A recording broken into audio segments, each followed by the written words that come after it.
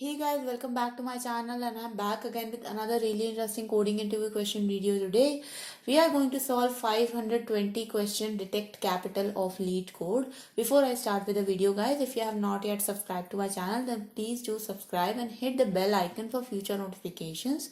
Let's get started with the problem statement.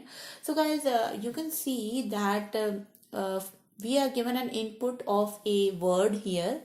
Okay, and we want to basically find out if the use of capitals in that word is correct or not. So you can see that if all the letters in the word are capital, then it is a good use because that word could be an abbreviation.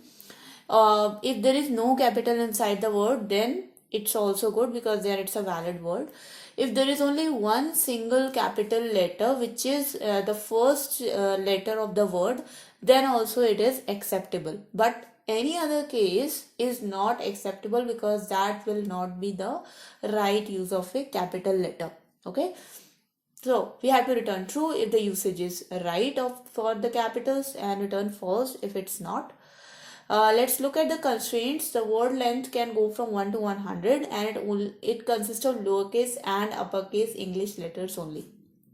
Okay, so let's get started with the solution guys. So obviously in this solution we have to keep in count of two things.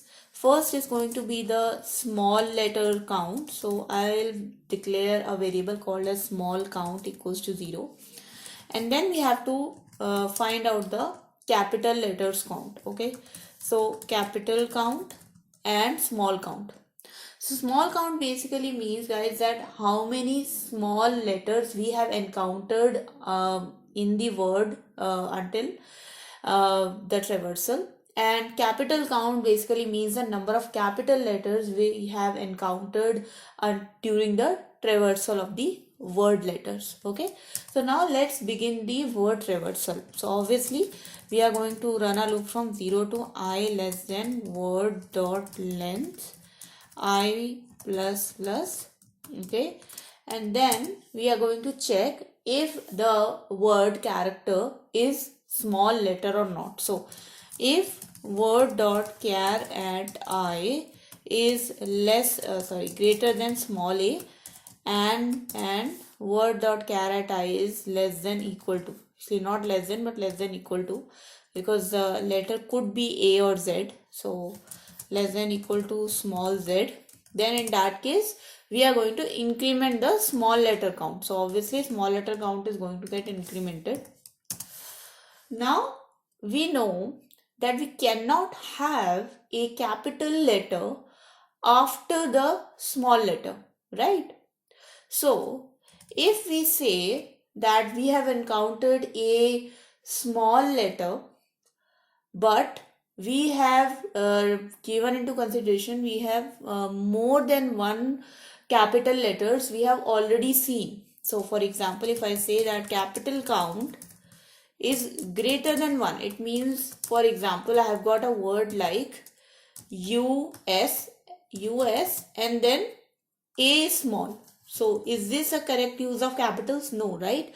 Because we have encountered more than one capital letters and suddenly we see a small letter, right? So if that is the situation, then just simply return false. Okay, other than that the use of small letters is just fine. So if a small letter is appearing after we have seen one capital letter, or if a small letter is appearing if the capital count is 0, then it is fine.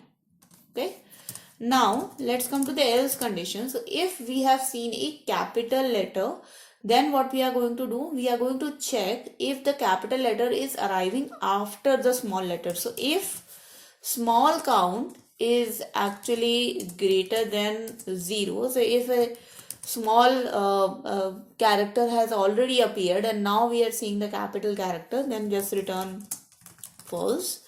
Other than that, increment the capital count. Okay, so we are going to increment the capital count. In the end, after this for loop, just return true, because if any of these conditions is not fulfilled, if any of these false conditions are not encountered, then we are just going to return by default true. So I'm gonna run this code, guys, just to see if this works with our examples or not. And you can see that the first example is good. Let's submit the code to see if it gets working with all the examples. And there you go, guys, you can see that the code is accepted. If I talk about the time complexity, obviously, guys, the time complexity is going to be order of n because we are going through all characters of a word.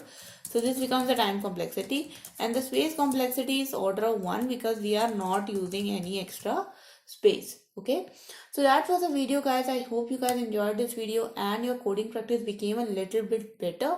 If you like this video, guys, then please do not forget to hit the like button and share it with your friends as well. And do subscribe to my channel, hit the bell icon for future notifications of more such programming and coding related videos. Thank you so much for watching, guys. If you have any questions, comments, suggestions for me, write down in the comment section below. I'm definitely gonna address them. I'll meet you guys in the next video. Until then, take care and bye bye.